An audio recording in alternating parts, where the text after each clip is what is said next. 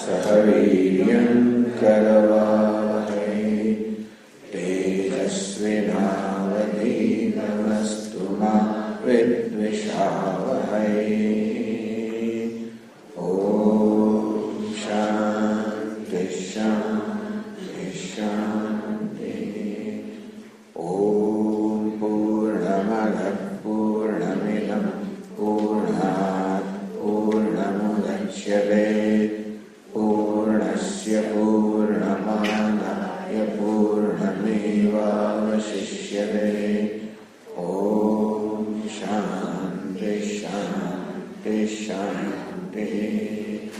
श्रुतिस्मृतिपुराणानाम् आलयं करुणालयं नमामि भगवत्पादं शङ्करं लोकशङ्करं शङ्करं शङ्कराचार्यं केशवं बादरायणं सूत्रभाष्यकृतौ वन्दे भगवन्तौ पुनः पुनः।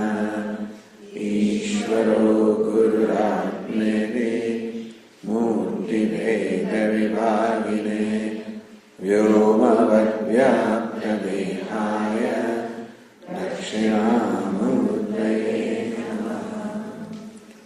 ॐ पार्थाय प्रतिबोधितां भगवता नारायणेन स्वयं व्यासेन ग्रथितां पुराणमुनिना मध्ये महाभारतम् अद्वैतामृतवर्षिणीं भगवतीम् अष्टादशाध्यायिनीम् अम्ब त्वामनुसन्दधामि भगवद्गीते भवद्वेषिणी।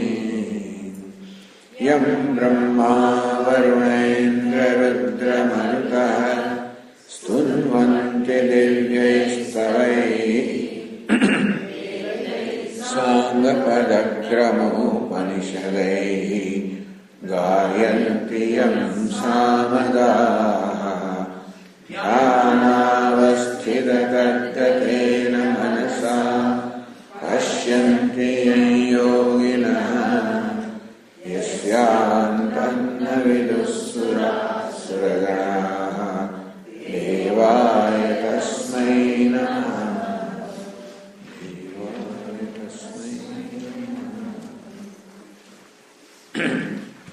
The first three verses of the 16th chapter.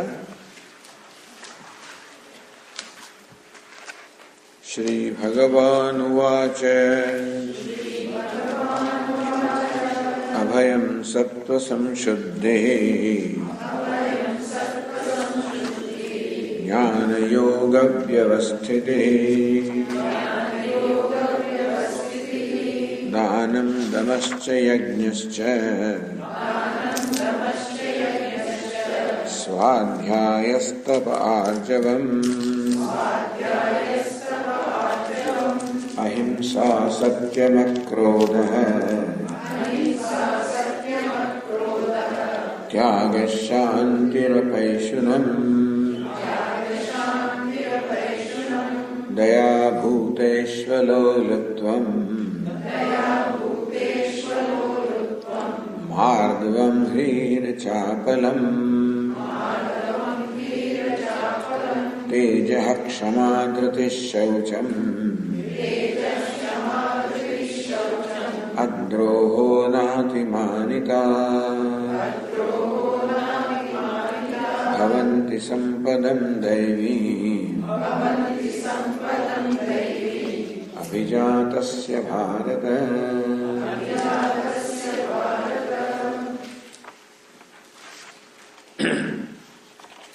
We are discussing the second verse, Ahimsa Satyam Akrodha Tyaga Shanti Apaishunam. Apaishunam is absence of calumny, absence of slandering, absence of exposing someone's blemishes before someone else, behind the back of somebody, criticizing, condemning somebody, or exposing someone else's blemishes before a third person is called Paishwanam, is calumny. We discussed that yesterday, how that comes from a sort of inner hollowness of one's not being comfortable with one's own self, and therefore a need to put down other people and have a vicarious sense of satisfaction that I am better than others. That doesn't solve the problem. By condemning other people does not solve the difficulties I have with my own self, and what is required is an honesty with one's own self, an acceptance of oneself, and doing what is required to be done. Daya bhuteshu, the next value is bhuteshu daya. Daya is compassion, mercy, pity, or compassion towards other living beings. This also is a value one should cultivate. This daya or compassion automatically happens or should happen when we see someone who is in pain. Someone's pain invokes an empathy from me which brings about a sympathy towards the other person. If this is not so, then we have to cultivate that value. Dukkhiteshu kripa, dukkhiteshu bhuteshu. Towards not only human beings, but any living being who are in pain, a compassion towards them, which will enable me to reach out to that person to do what is required to be done. Meaning that my daya or karuna or compassion should not simply remain in my own mind, but hopefully, wherever possible, should also express in some kind of an outward expression, reaching out to help the other person. But in any case, the value here is the sympathy or the compassion that arises in my mind when I see someone in pain, either physical pain or emotional pain. That's a value. That shows the sensitivity of the heart. And sensitivity is the mark of evolution. The kind of evolution that we have to carry out about ourselves. We said earlier that as far as the emotional maturity is concerned, the creatures other than human beings do not have to worry about it because it automatically takes place along with physical maturity. However, in case of human beings, there can be a gap or sometimes a wide gap between the physical age and the emotional age. So here, what Lord Krishna is describing are the traits or characteristics of an emotionally mature person, who is also a saintly person, which we say is the core person that we are. And therefore, we should be constantly striving to invoke that core person. And we do that when we deliberately try to practice these values. But Swami, suppose I have no sympathy. Someone is in pain, nothing happens to me, what should I do? Act as though you are sympathy. That's called fake till you make it, Fake it. At least I have a value for being that should be there. I should have a value for being a sympathetic person. That value I should have. If I have that value, then I can make myself act as a sympathetic person would act. So that would be an action, a form, not necessarily supported by a genuine sympathy, but at least my action would have a form of a sympathetic person. This is called physicalizing my attitude. If you want that attitude to become a reality for ourselves, then we physicalize that attitude. Meaning that we express that attitude in an appropriate action. Even though behind that action, that genuine attitude may not be there, but I have a value for being a sympathetic person. That's a great value. And I should also understand that in order for me to become a sympathetic person, I should act as a sympathetic person. There is a form of a sympathetic action, which then will slowly invoke this sympathetic person in course of time. In course of time, that also will become a reality. For the very simple reason that I happen to be a sympathetic person in my true nature. Had that not been so, perhaps simply faking will not make it. But here, we are asked to fake it till you make it, because what we are faking really, or what we are pretending, happens to be our nature. Somehow that nature is buried on account of some inhibiting factors. Some strong complexes, some strong attachments, aversion may have made my heart rather insensitive. It's possible. That person may have become insensitive on account of his past karma, on account of variety of experiences that the person has been having or has had in this lifetime. Whatever be the reason, it is possible that I am an insensitive person. And each one of these values represents a sensitive person. If I realize that a sensitive person is a happy person, understand? An insensitive person cannot be a happy person. A sensitive person experiences happiness emerging from his own self. This morning I was talking to some children. I said, when you feel happy, how do you feel? When you're enjoying something, like a candy, like ice cream, like a movie, something you are enjoying, feeling happiness, how do you feel? Do you feel that the happiness is entering you from outside somewhere? Or you find happiness welling up from within yourself? How do you feel? If we pay attention, we will find that any time we are happy, whatever be the reason, some external experience may have been instrumental in making me happy.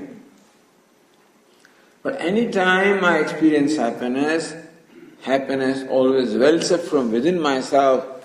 I do not feel that something has come from outside, it is coming from within myself. Which means it is very much there. And we have to create the conditions called sensitivity for the happiness to become manifest. Meaning that we don't have to create happiness. Happiness, in fact infinite happiness, is already there in our own nature. We don't have to create happiness. We have to bring to manifestation the happiness that is already existing. Happiness is there, but it is not experienced on account of some inhibiting factor called insensitivity. Call it likes and dislikes, attachment, aversions, or insensitivity. Call it ignorance, which deprives me of the experience of what is truly my nature. The most amazing thing is that this deprives me of myself, or the experience of my own self. And therefore I entertain wrong notions about myself, that I am an unhappy person, an insensitive person. I think this is what I truly am. And so I run out or chase happiness from outside. But that is not how it should be. In fact, happiness happens to be my own nature, and I have to invoke it from myself. And so this daya, compassion, is a great, or karuna, compassion is a great value. Gautam Buddha emphasizes value, compassion. Be compassionate, be large-hearted, be accommodative. Sympathize with persons suffering, physical or emotional suffering. Reach out to the person. Do something that you would have liked to have done to yourself. If you were experiencing that, how would you have liked someone else to respond to you? Try to respond in that manner. Try. So this is there. Bhuteshu. Bhuteshu there. There means this mercy or compassion towards living beings. Lord Krishna doesn't say only human beings, living beings. But a good beginning will be with human beings. And then extend that to living beings. Aloluptvam, next value, freedom from longing. Aloluptvam.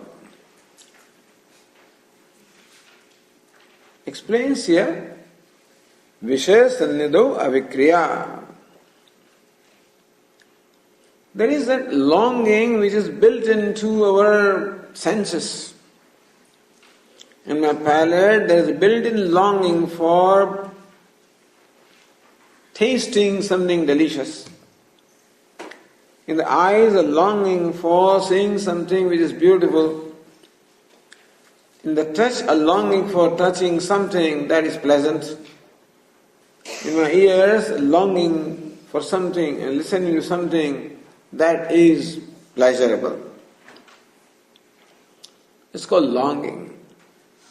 And what happens is, because of that, we experience that the sense objects have a capacity to create in me an impulse to enjoy them, experience them. Even as I am walking on the sidewalk, I see some sweets in the sweet shop and my mouth starts watering. And in me there is an impulse, how if I have it, how I enjoy it.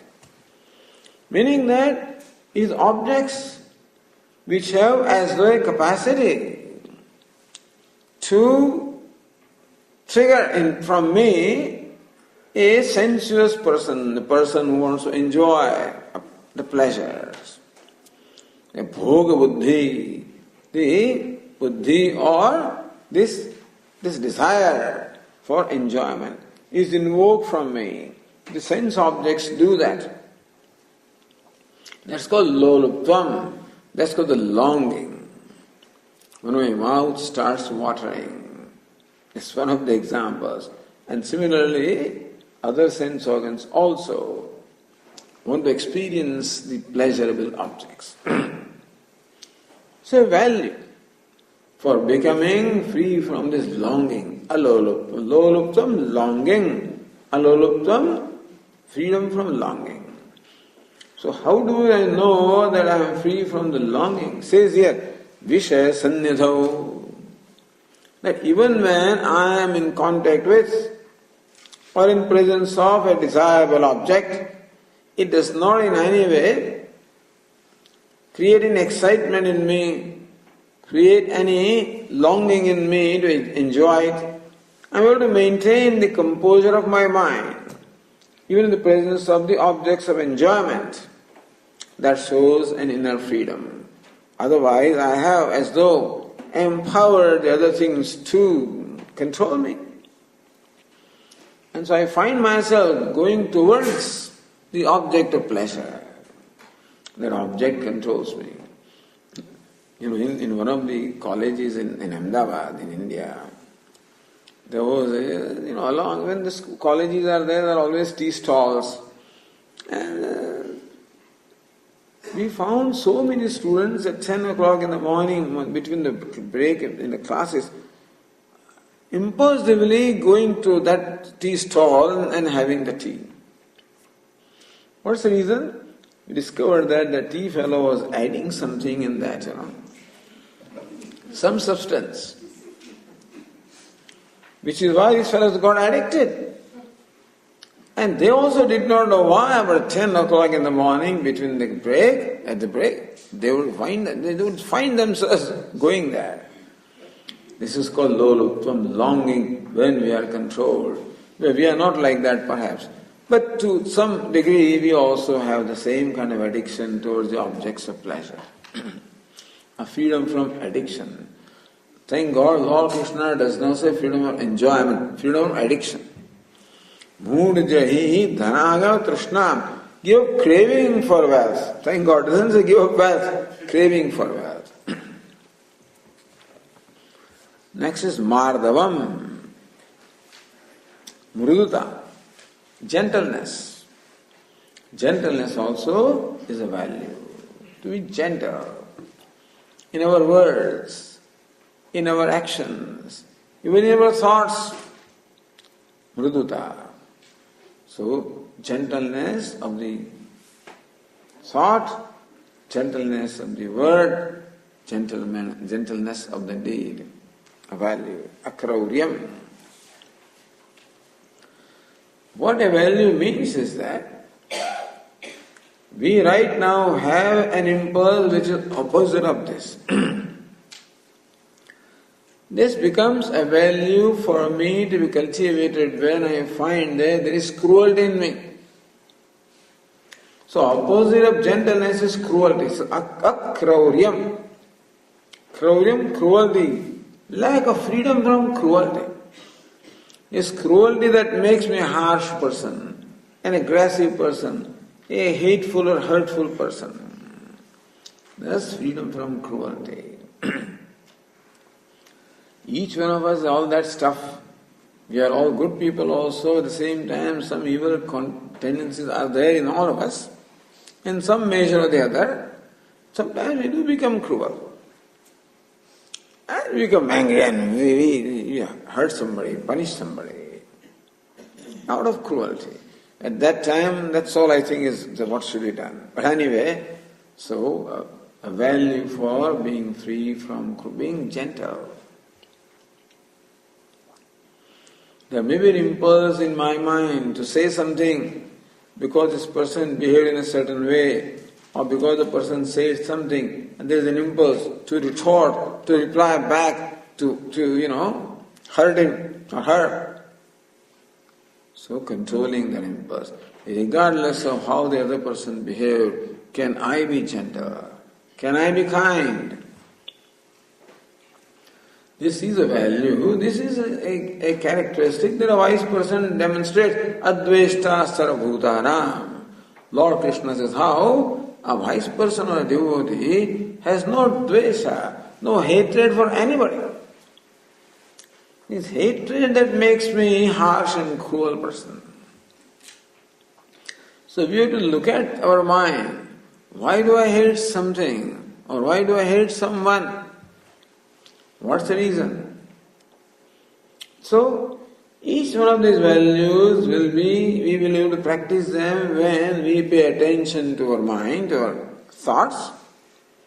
And when a thought such as cruelty arises, then I should be able to. So, alertness is one thing. A value of becoming free from cruelty is the first thing. As to how, as an example, cruelty only hurts me, and then it may hurt someone else. That it is damaging me. Every time I display cruelty in my words or the deeds, it damages me. And therefore, a value for becoming free from cruelty. That's first thing. Secondly, alertness. When the occasion comes to display that value, I should be awake to recognize that, hey, here is a time when I must control the cruelty. Not only that, I must in fact replace it by gentleness. This is for every value, and including the Mardavam, Mruduta, gentleness. So gentleness is a value. So they call it gentleman. It's not gentle woman, because woman is always gentle, I guess, But a gentleman, because man requires to be gentle, I guess. But anyway, so Mruduta, Akrauryam, gentleness is a value.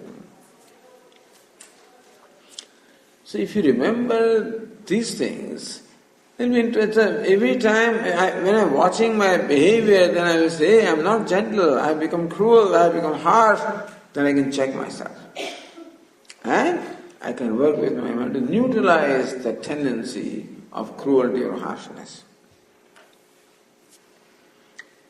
Achapalam, Mardavam, Hrihi. Next one. Lajja, modesty. lajja or modesty,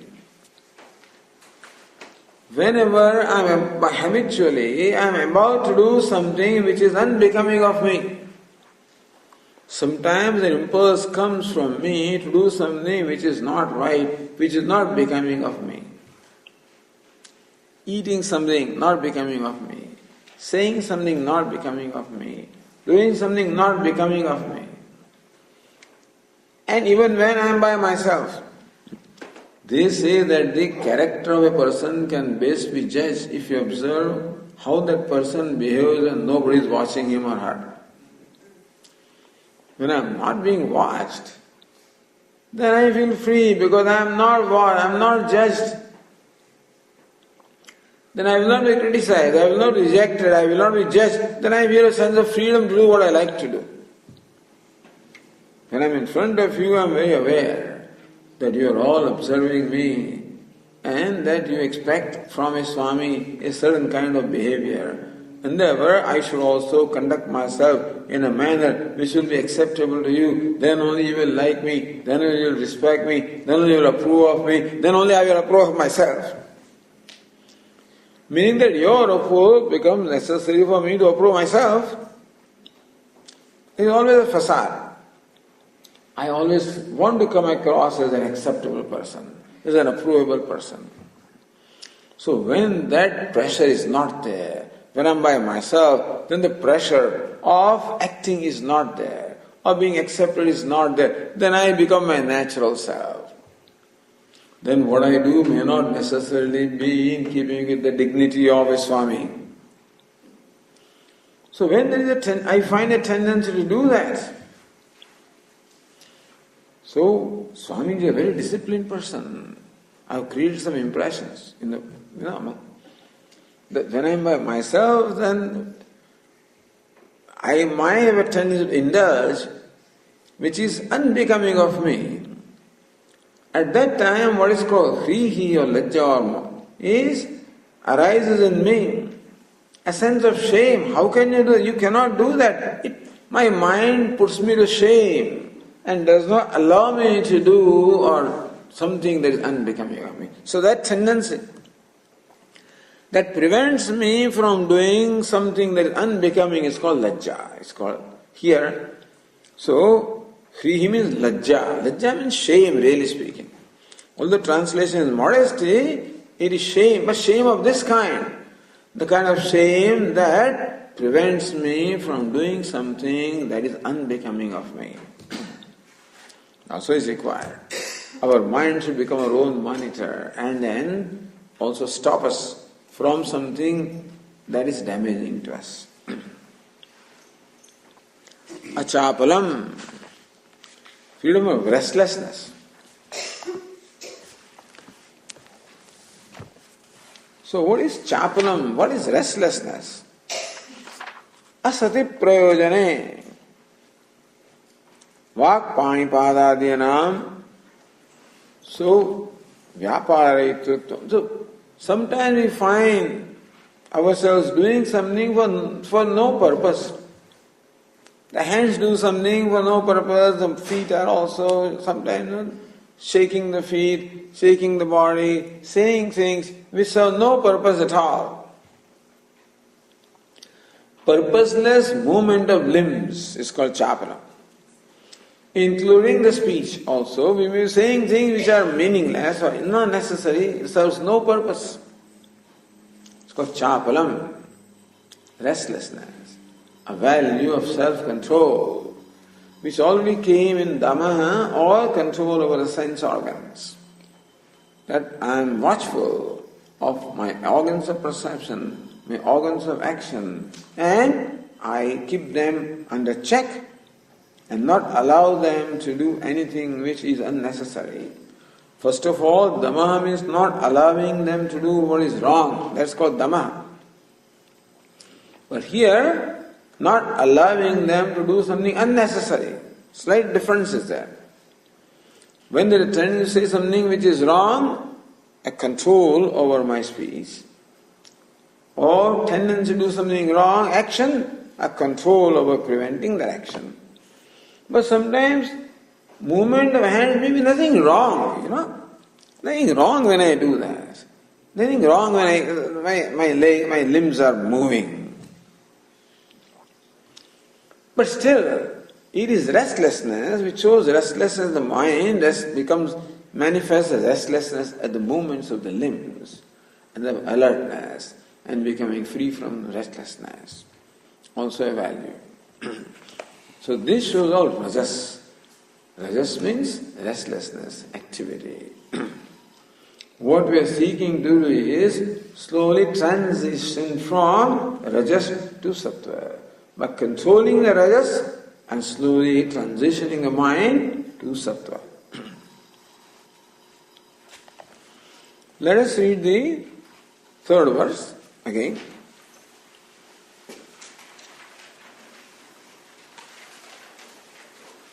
Tejah kshama dhruti shaucham adroho nati manita bhavanti sampadam daivim abhijatasya bharata.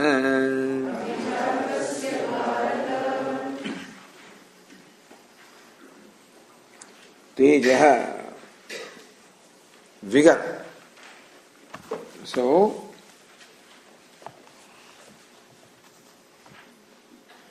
that also Lord Krishna presents here as a value. That the not being overpowered by others, that is called tejaha, the vigor. A value of not being overpowered by people, meaning that not overpowered by people who are unintelligent, who are senseless. And so a capacity to be able to hold on to myself in the presence of other people also, and not being controlled by others, not being overpowered by others as far as my behavior is concerned. Particularly, sometimes we become so influenced by others that we do things which are also not right. So this is teja, the ability to hold on to my own values, hold on to what is right, endeavor not coming under the influence of others, not being controlled by the influence of others. That's called teja. Then kshama. Kshama is forgiveness. So earlier a value came was akrodha, meaning neutralizing the impulse of anger when it arises in the mind. That habitually anger may arise in my mind, but a value of not being controlled by the anger and diffusing or neutralizing that anger so that it is not expressed in words or the actions. But kshama or forgiveness is a value when anger does not arise in my mind. A step ahead of akrodha, kshama, when anger does not arise in my mind. Akrustasya taitasya va. Here the description is something very demanding. When I am shouted at, when I am abused, and worse, when I am beaten up, then also anger does not arise in my mind. Then also I am able to display a forgiveness or compassion towards that person is called kshama. Now this is a very demanding value. Akrustasya taditasya va. Not only when I am shouted at or abused, but even when beaten up, now that is too much. That's not a sign of weakness. This kshama of forgiveness is not the sign of weakness, is a sign of inner strength. In fact, getting angry is a sign of weakness. Retaliating is a sign of weakness. The ability to hold on to retaliation is great, but even the impulse to retaliate does not arise. You understand? That's a very great thing. When my mind has become so compassionate, so large-hearted, so forgiving, and so I'm so sympathetic, that I'm able to right away feel the pain of the other person, and I'm able to overlook the outer behavior and able to sympathize or respond to inner person. When I realize that every outer behavior of aggressiveness or hurtful behavior is always prompted by an inner pain or inner helplessness, when a person is angry, aggressive, attacking, that time the person is helpless. We may think that that is a sign of macho-ness, it is a sign of strength. It is not. Anger or aggression arises only from an inner helplessness. Inner anger arises from inner pain or inner helplessness. And this we can understand when we observe our own anger. A good thing to understand the mind of other person would be to understand our own mind. What happens to me, or when do I become angry? I will find that I become angry when there is some pain in me, a sense of rejection is in me. So that is when I realize that the other person also becomes angry because there is a hurt, there is rejection, there is pain. And therefore, rather than retaliating to the outer behavior, if I deliberately respond to the person behind the behavior, respond to that pain, then there will be sympathy. And then what happens is called forgiveness, accommodation, large-heartedness. This has to be practiced. A lot of practice is required. And very often, this forgiveness is thought to be a sign of weakness. Swamiji, I forgive people and they take me to be a weak person. But when we think that we are forgiving people, we are not forgiving. We are just not retaliating, that's all. But we are only swallowing the reaction from in ourselves. Very often, forgiving is understood as not reacting, not retaliating, swallowing all that anger or bitterness within myself is thought to be forgiving. No. It's better than retaliation. But even that bitterness also does not arise, sense of hurt does not arise. That shows the large-heartedness, that compassion of the mind. Kshama is a great value. Dhruti is dhairyam, fortitude. So dhruti, this dhairyam is explained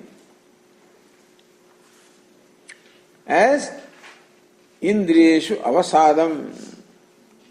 So sometimes it happens that we get tired, there is fatigue, there is a desire to give up what I am doing, postpone it. And we experience this very often when we are trekking or when we are traveling a pilgrimage to Himalayas. You don't even walk for half a mile every day and then all of a sudden you take that pilgrimage and you have to trek 14 kilometers, something like that, in hill mountains. And you try to drive yourself as much as you can, then a time comes when your leg says, I cannot even walk a step further. That my sense organs have become there's a lot of fatigue, tiredness. My mind also has resigned. At that time, a thought comes in my mind, an attitude comes in my mind, come on, you can do it. Come on, you go ahead. Something comes from within me that makes me overcome that fatigue or tiredness or exhaustion and enables me to continue with my pursuit. Meaning that not only during travel but in our life also, when we are doing something, very often situations happen which are very discouraging. When I get discouraged, I feel that I cannot do it. Not discouraged, I cannot do it. I don't have the strength. I can't do it. And then that arises from within me an inspiration or a direction. Come on, you can do it. And that enables me to overcome the weakness or fatigue of my sense organs and mind and enables me to continue with my pursuit. Very required. Because obstacles always come. And this is the capacity to overcome the obstacles. Prarabhyatena khalu vigna bhayena nichehi. There is a verse that says that the nichehi, meaning the lowest of the people, do not even begin an endeavor for fear of obstacles. No, I think obstacles, they don't even begin. Prarabhya vigna vihataha viramanti madhyaha. Having commenced doing something, then middling people are those, when they encounter obstacles, they give up. But Vignaihi pratihanyamana punah pratihanyamanaha prarabdham uttamajanaha na parityajanti. They are called the uttamajanaha, the exalted people. When they begin something, commence something, even when they are attacked by obstacles again and again, they do not give up. Only when the cause is right. When I am convinced that what I am doing is, what I am pursuing is the right thing to do. And it said that there are always obstacles whenever you undertake something which is auspicious. This is the rule. That whenever you undertake something which is noble, something auspicious, obstacles are bound to come. They will come. And so, this is called dhairyam. That I do not surrender to obstacles. When there is a conviction in me that what I am seeking to do is right, then that conviction should be strong enough to enable me to overcome these obstacles. The capacity to overcome the obstacles also is dhairyam. And this you can see in the life of Mahatma Gandhi in that freedom struggle which went on for 32 years after he came to India in 1915, and then the freedom came in 1947, and what a struggle it was. What kind of internal and external obstacles were there? What challenges were there? And what kind of conflicts were there? And how they went through that. It's just amazing life. You can see called dhairya. Because he was convinced that the cause is right, that freedom is our right, and therefore we have to get it at any cost. And he was ready to give up his life. There was no problem at all. If necessary, I am ready to give up my life. That much preparedness was there. And that cultivate inner strength enabled them to overcome these mountainous obstacles. This is the Dhrutihi.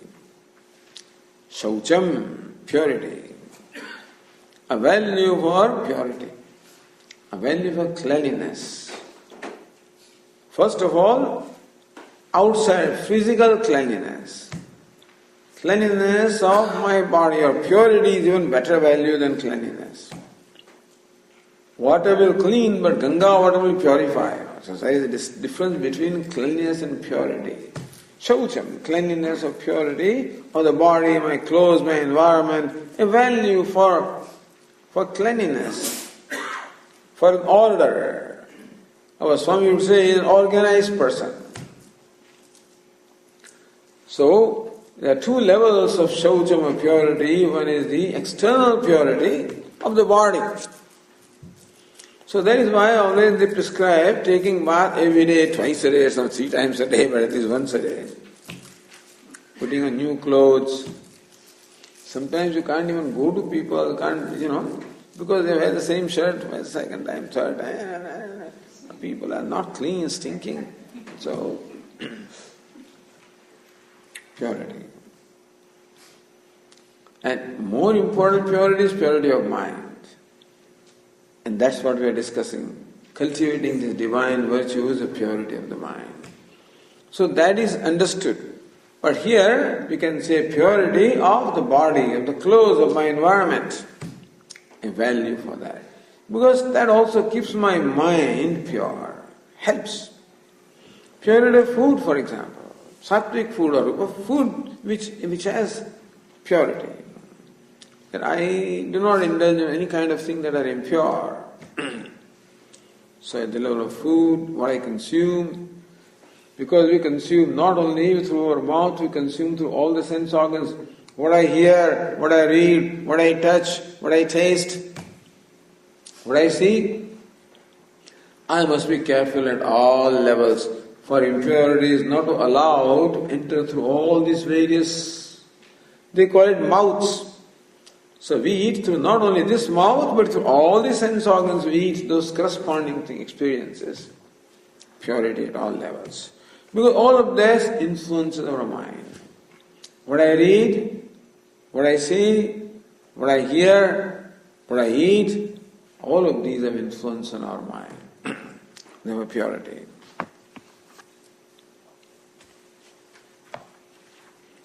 Teja, Kshama, Dhruti, Shaucham, Adroha, absence of ill will. Well, we already talked about Akrodaha, Adroha, absence of hatred for anybody.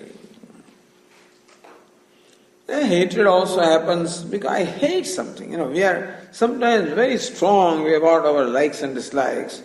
And therefore, not only I dislike, I hate it.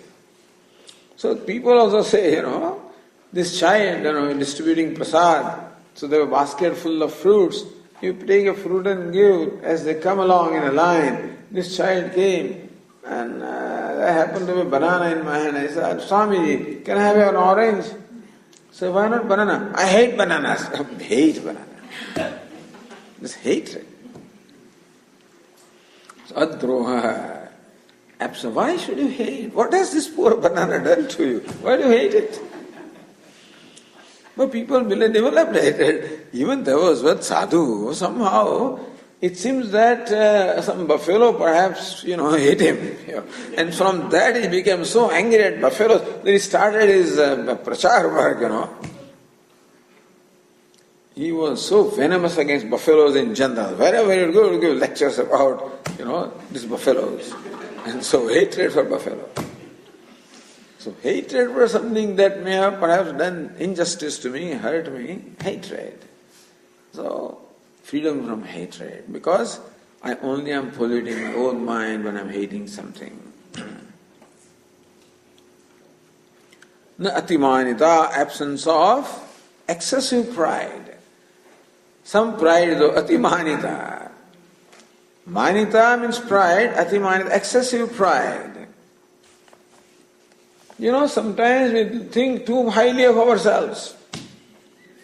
I look upon myself as a very honorable, too highly an honorable person. Unfortunately, it doesn't stop there. I have very high opinion about myself, that's okay. But I expect you to have that opinion, that is where the problem comes. So not only I think I am a very honorable person, but then I expect you to honor me. And when that does not, I feel hurt. So this pride always brings about hurt, because I may not necessarily be looked upon in the same light as I look at myself. And atiman, the excessive pride about myself, creates all kinds of hurt. So sometimes this person is very sensitive, meaning very touchy, meaning very proud, that's what it is. Very sensitive, take care, it's like sometimes interacting with other people, dealing with them is like walking on eggshells, You never know when you hurt those people, when those people get angry, when they will lose their temper. Because a person has become too demanding of respect from others, and respect on their terms also. If they do not get respect on their terms, then they immediately not only get hurt, but then make it known. So all of this is only damaging me, making me unhappy. A value for freedom from this pride, or excessive pride. So this is the whole list of the Daivi Sampat, the divine virtues Lord Krishna has described here. Bhavanti Sampadam Daivim Abhijatasya Bharata. Lord Krishna says that all of these are already there for a person born with these divine virtues. These are natural traits for a person. Or these are the traits that are to be cultivated by a person who wants to be happy, who wants to be successful in this life. Of course, by a spiritual seeker, no question about it. The one who is seeking knowledge, if you say, see what happens is, that even though Shravanam or listening to the scriptures from the lips of the teacher is a means of knowledge, that by listening to scriptures from a competent teacher gives us knowledge, but that knowledge requires not only listening from the teacher, but also requires a certain disposition of mind. So when those words fall in that mind, then alone they can create the meaning. See, when does knowledge take place? When words create their meaning in my mind, understand? Even these words that are being spoken can be understood provided those words create in your mind the right meaning. I don't have any will. It is a word that is to create, or the meaning must flash in my mind when the word is heard. When would that happen? When my mind has the right preparation. For understanding these words, only preparation is of English language and maybe some exposure to Vedanta. That may be enough for understanding these words. But understanding what's the nature of self, nature of Brahman, when these words are uttered, you are a Brahman. That statement will flash the meaning in my mind provided my mind has the right kind of disposition. In Vedanta, it is called Antahkarana Shuddhi, purity of mind, which is what Lord Krishna describes as the Devi Sampat, or the divine wealth. Meaning that every seeker of knowledge must necessarily cultivate these traits, cultivate these values, and slowly make them his or her own values. More these values are cultivated, more the mind becomes sattvic, more live or meaningful the scriptures become to us. Otherwise the time comes, Swami, I have listened enough. Then we want some variety. This Upanishad I have heard, now let me hear another one. Let me do this. Then I think I have listened to this person, let me try somebody else. Then different kind of shoppings begin and things, because the mind doesn't settle down. It has not discovered the kind of satisfaction that it should on account of being exposed to this teaching. And that is because the preparation is not there. And therefore, there is nothing wrong in listening to more text, nothing wrong even in listening to X, Y, Z, that may be okay. But understand that an important thing is constantly working with our mind in cultivating these qualities. And then things will work. We may not have to do a lot of shopping. We have to work on ourselves. So two things must go simultaneously. Studying and listening to scriptures and contemplating, at the same time actively cultivating these values within ourselves. So these are the Bhavanti Sampadam Daivim. Lord Krishna says, Daivim Sampadam. It is a divine virtue that makes us divine, it makes us Devata.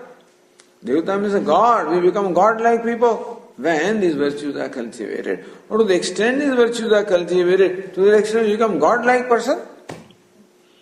And you cultivate these virtues totally, you become God. Really, Swami, I become God? Yes. Does it mean that I can create the world? I can read your mind? I become all-powerful? No, not that kind of stuff. God has two aspects in him. Lord Krishna, take an example, has two aspects in him. One is that he can lift mountain in a little finger. That's one aspect. Other aspect is he is loving, kind, compassionate. So when we say you become God, when we say that you are Brahman or you are God, what is meant is this other aspect of God. Not this personality of God where there is all omniscience, omnipotent, omnipresence. There is one aspect of God. But the wholeness, fullness, completeness in God, that's the other reality, the nature of God. That's the essential nature of God, is wholeness, completeness, fullness, which manifest in all these divine virtues. In that sense, we can become God. Become a compassionate person, a loving person, a kind person, you become God. When we cultivate those in their entirety. Or to the extent that we cultivate them, to that extent we become godly. And that is the purpose of becoming a godly or saintly person. And everybody can become. Because that is the core person or nature of every human being. Nature of every living being. But other living beings do not have the facility or opportunity to do that. A human being can do that. That's called purushartha. That's called the self-effort. And that is really the main purpose of our life, is to initiate and bring about this self-growth or this emotional maturity or self-purification. Now we are told the opposite qualities, so we recognize them, so we can neutralize them and remove them. So in the fourth verse, Lord Krishna describes the demoniac tendencies.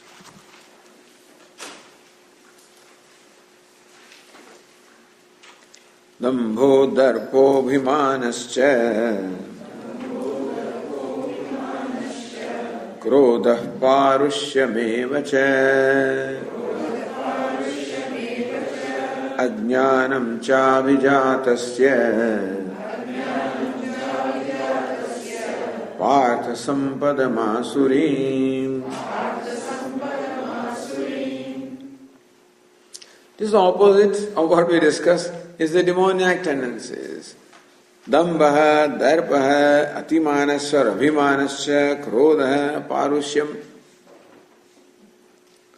Dambha, pretentiousness, pretending to be something other than what I am.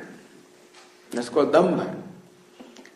Showing myself to be like the famous story of a donkey putting on the clothes or putting on the skin of a tiger, you know. What he is a donkey and appears as so. Because this donkey discovered some skin of the tiger and then he put on that skin and he found that this, the farmer, you know, the owner of the farm got scared and ran away. So then this fellow said, this is a good thing. And so this was a field in which he was cultivating sugarcane. So this donkey had a nice time. Kept on eating sugarcane, and there was also a fox along with him. This fox advised him, you know, he says, you go and put on this, and then you can eat what you want. And so this donkey started, to his heart's content, he ate sugarcane. And you know what the donkeys do? When they become very happy, then everybody starts screaming. That fox said, hey, don't do that, don't do that. No, I will sing, don't sing, so I will sing. When he started singing, then it turned out what he was. And then that fellow came and beat him up, you know. So, was pretending to be something other than what you are. This is called dambha. And each one of us has this, by the way.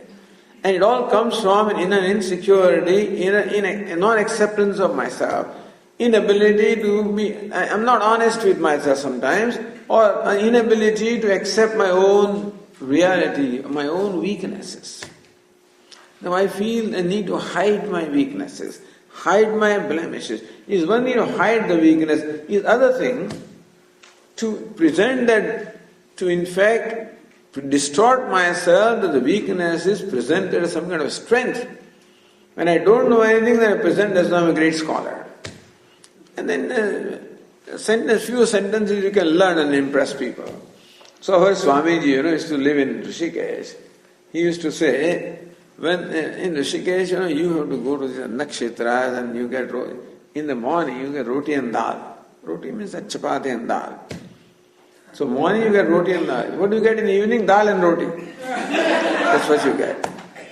And then also, dal means from the water you have to fish out the grains of dal, that kind of dal you'll get.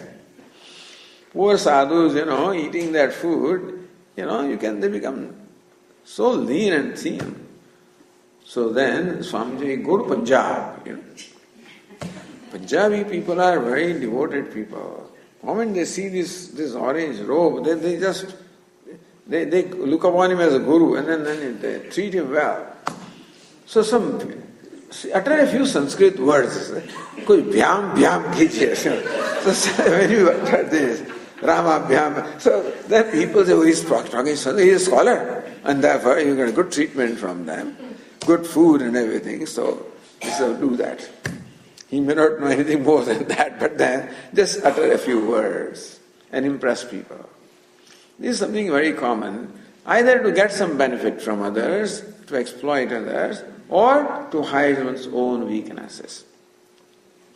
So dambha means pretentiousness, pretending to be by cleverness of our words, our speech, our clothes, our appearance, our style,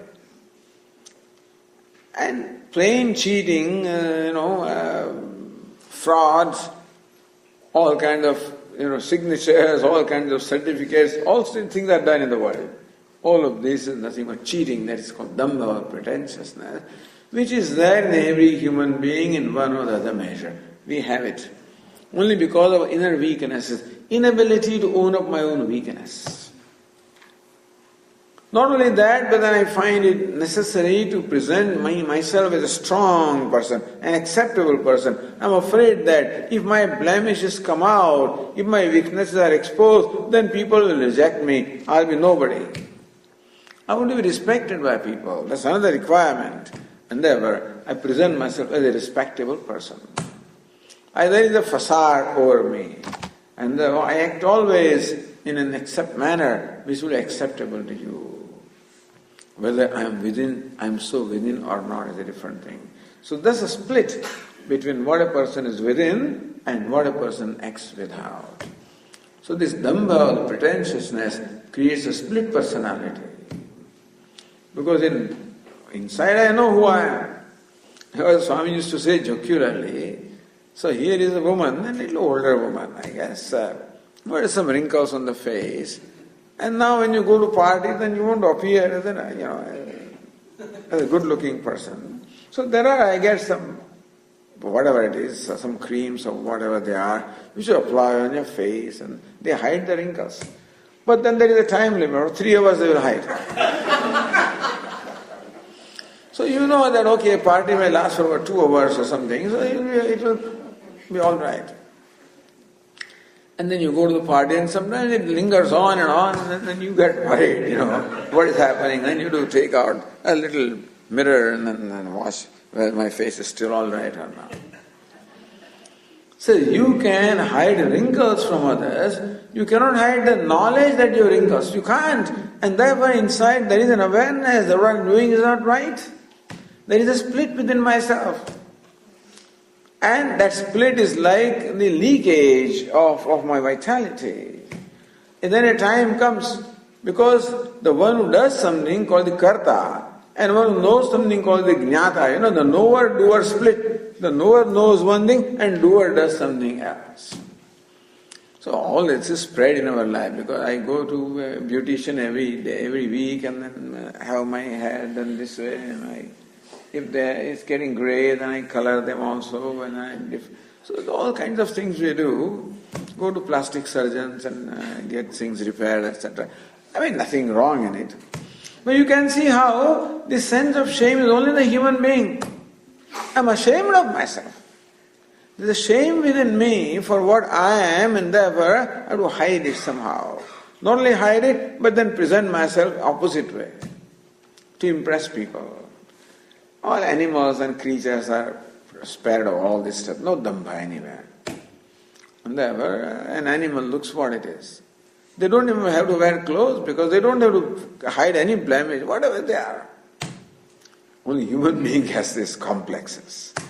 So, dambha is one thing, comes from ignorance, comes from inability to accept myself, self-non-acceptance, ashamed about myself. So self-acceptance, recognizing my limitation, weakness also is a reality of life, accepting it and working on it. Darpaha, arrogance, we saw pride or arrogance also, thinking too highly of myself, that also shows an inner weakness. A person who is arrogant outwardly, he is inwardly a weak person.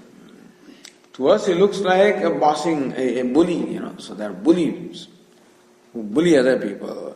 Inside they are, so our Swami used to have a story, you look at his little life, and then there was somebody who was bullying, and Swami was decided, a child, to take on him. And he confronted him, and that bully, was nowhere. Because inward is all hollow, outside you show as though you are a strong person, etc. And so this is dambha, darpa, pride, arrogance. Arrogance also comes from too much respect for oneself and is not respecting other people also. A need to assert myself, a need to control others. See, they're all my needs. And then only I can feel comfortable when I'm in control of the things. When I have my way, then only I can be comfortable. That's all darpa. Atimanasya, excessive pride. We talked about krodha, anger also we talked about. Parushyam, which is the rudeness or harshness, it's called parushyam. So the example is given here by Shankaracharya ji. Kanam chakshushman virupam rupavahan. You humiliate people. These people who have harshness, they openly humiliate others. It's very clear this person cannot say, hey, how beautiful eyes you have. Things like that. And thus shame that person, humiliate that person. This is harshness or rudeness that comes from some kind of inner pride or inner thinking too highly of oneself and looking down and putting other people down. And thus in the harsh words, this is also out of ignorance. So Lord Krishna says, this is also a demoniac tendency. Ajnanam chavijatasya. Ajnanam is not only ignorance, but ajnanam is explained as avivekam, meaning that inability to determine what is right and what is wrong. So, human intellect in fact is endowed with the ability to discriminate between what is right and wrong, and then do what is right. But this is called ajnanam, aviveka, where a person is unable to determine what is right and what is wrong. So this is called ajnanam. In fact, it can be at 2 degrees, rajasic and tamasic. So rajasam and tamasam. So when the mind is rajas, then there is a lack of clarity. In tamas there is distortion. So adharmam dharmitya manyate tamasa vruddha. A person with predominant tamas interprets adharma as dharma and dharma as adharma. Meaning that you justify your shooting somebody. Say, that's what he deserves. I'm serving my country. And then I shoot down somebody. Where the whole world knows it is dharma. But I think it is dharma. This is called product of ignorance. This is tamas. This is some examples of asurim sampat, the demoniac tendencies, people born with this nature. And so, some people have predominance of this, but each one of us has some aspect of it, understand? Even people who are good, like ourselves, let's put us in that category. Even then also, some aspects or some measure, let us say, of all these demoniac tendencies are there. There is anger in us, there is cruelty in us, there is harshness in us, there is damba or pretentiousness in us, there is arrogance in us. This is there, it shows up now and then. And so we should be alert, observant, watchful, and make note of these tendencies when they arise. And we should have a value of not being overcome by those tendencies and neutralizing them by the opposite tendency called Pratipaksha Bhavana. Pratipaksha Bhavana means deliberately taking the opposite position. For example, anger, it says Krodha. Anger is one of the demoniac tendencies. How do you neutralize that? By opposite. We discussed it yesterday. Anger arises because of my intolerance. I cannot tolerate a person. Tolerance, forgiveness, large-heartedness. So this is the tendency opposed to anger. It will neutralize anger. And thus, each one of these demoniac tendencies must be neutralized by us there and then. And this is how we have to be alert in this way. Now, what Lord Krishna does in the remaining chapter is describes these demoniac tendencies by describing demons. Now, sometimes simply saying anger may not be enough. But you describe an angry person, then you know what anger is. It is like picturizing anger, you follow? So picturizing demoniac tendencies by describing people as to how they behave when they have this tendency. So when we find ourselves behaving in that manner, then we know that that tendency is there. So sometimes it may not be, what is damba, what is pretentiousness may not be very clear to me. What is harshness may not be clear to me. So then when I describe a harsh person as to how that person behaves, then I realize what harshness is, what anger is, what arrogance is, etc., what ignorance is. And thus in the rest of the chapter now, Lord Krishna dramatizes this and describes the demoniac tendencies by describing demons, people having those tendencies. But before that, in the next verse also another background is given. Devi sampad vimokshaya Nibandhaya surimata Mashucha sampadam devim Avijatosi pandava.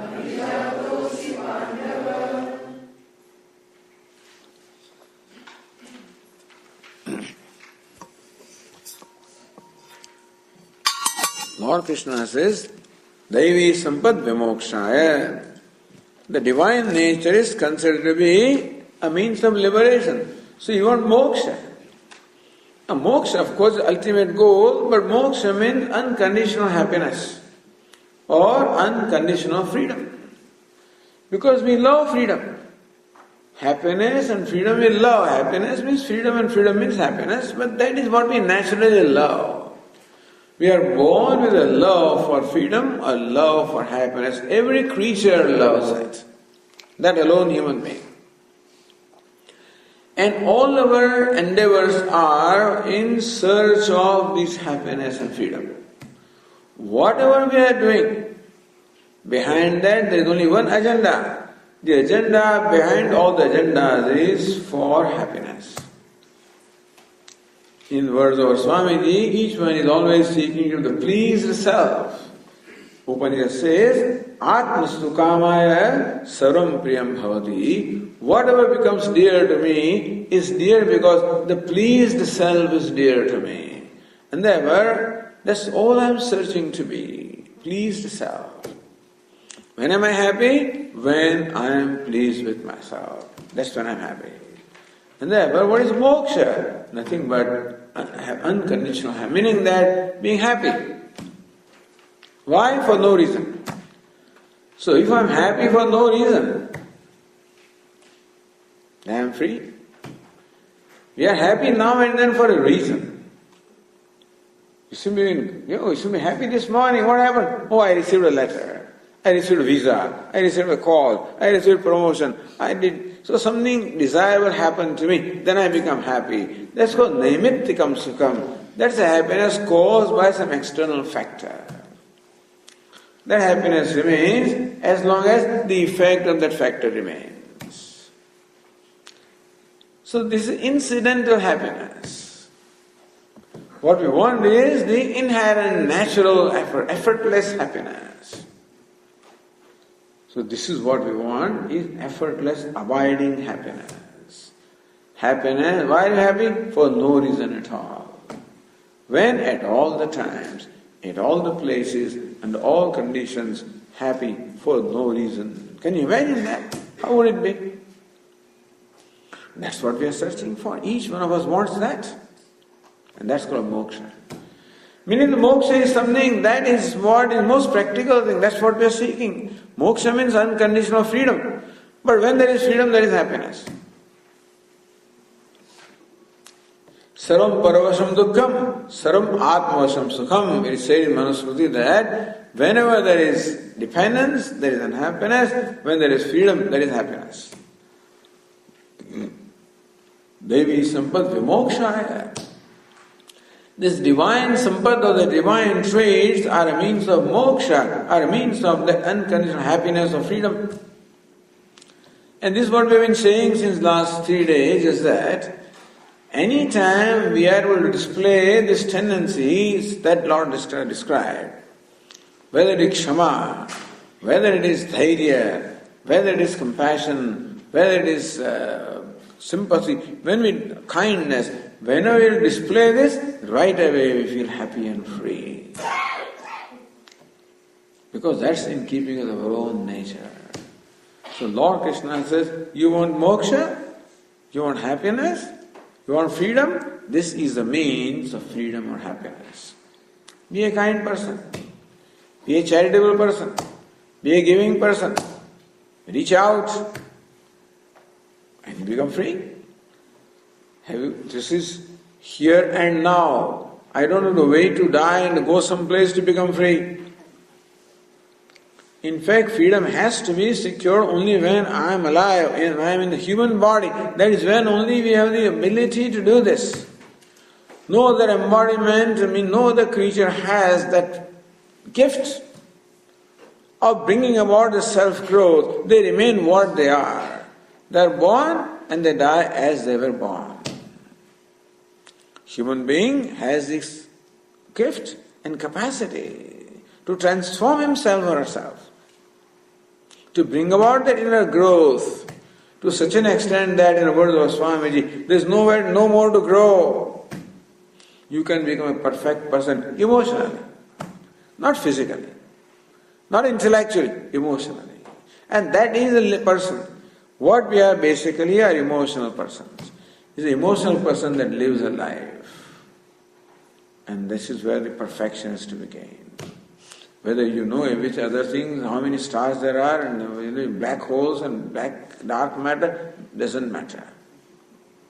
But that you are a kind person matters. You are a compassionate person, most matters. Meaning the most important and valuable thing to be acquired in our life, the real wealth to be acquired in the life is this divine wealth, the inner wealth, which is within ourselves, and thus we have to just tap into that, invoke that. For that there should be value and an effort to do that. Devi sampad vimokshaya. These divine traits are the means of moksha, real happiness, real freedom, a lasting happiness, a lasting freedom. A freedom or happiness that costs nothing. So, and the opposite, Nibandhaya asurimata, by the same token, the demoniac tendencies bring about bondage. That is bondage. Meaning that when I am a cruel person, I am an unhappy person. I am bound, dependent, helpless when I am a cruel person. I am helpless when I am an angry person. I am helpless when I am a demoniac person. Even though outwardly they look very strong or powerful and aggressive, inwardly they are helpless. Can you imagine someone like Duryodhana, who was perhaps the most powerful person of his time, a great, I guess, emperor, a sovereign? And he says, Janami dharmam nachame pravrittihi, janami adharmam nachame nivrittihi. I know what is right, but I cannot do that. I know what is wrong, but I cannot refrain from doing that. Why? There is someone within me that compels me to do what I do. Meaning, I am always under compulsion. I am helpless. Duryodhana expresses helplessness. Outwardly, so cunning, so cruel, so powerful, inwardly a helpless person. Demons, a demoniac person, helpless person, a bound person, unhappy person. So it's our choice. It is we who have the freedom to make ourselves happy, and it is in our own hands to make ourselves unhappy. If we are unhappy, we only have ourselves to blame and nobody else. Somebody can become instrumental in saying things, in doing things which make me unhappy. But ultimately I cannot become unhappy if I do not allow others to make me unhappy. Because in every experience of unhappiness, it is not only what the world does to me, but it is more what my part also is. Unless I cooperate with them, nobody can make me unhappy.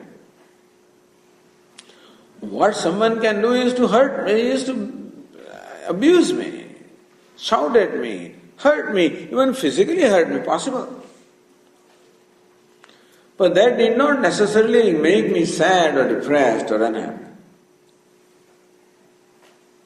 What makes me unhappy is my own perception of myself, and what makes me happy is own perception of myself. And when I am a kind and compassionate person, I have a very high, worth. I am worthy in my own opinion, and I am happy with myself. And when I find myself a cruel person or a harsh person, then I look upon myself unworthy. I become unworthy in my own perception. So when I find myself worthy in my own perception, I am happy with myself. When I see myself an unworthy person, I become unhappy. Meaning it is my perception about myself that makes me happy, and my perception about myself that makes me unhappy. You may become just instrument in triggering, because that perception is there within me. When I do not think highly of myself, your behavior may only trigger that person who is unhappy with himself, and I think that you made me unhappy. It is my own perception that made me unhappy. If your behavior does not trigger anything, dukkeshu anudvignamanaha, sukheshu vigataspruhaha, vitaragavaya krodha, sthitadir muniruchyate. Lord Krishna described a person like that.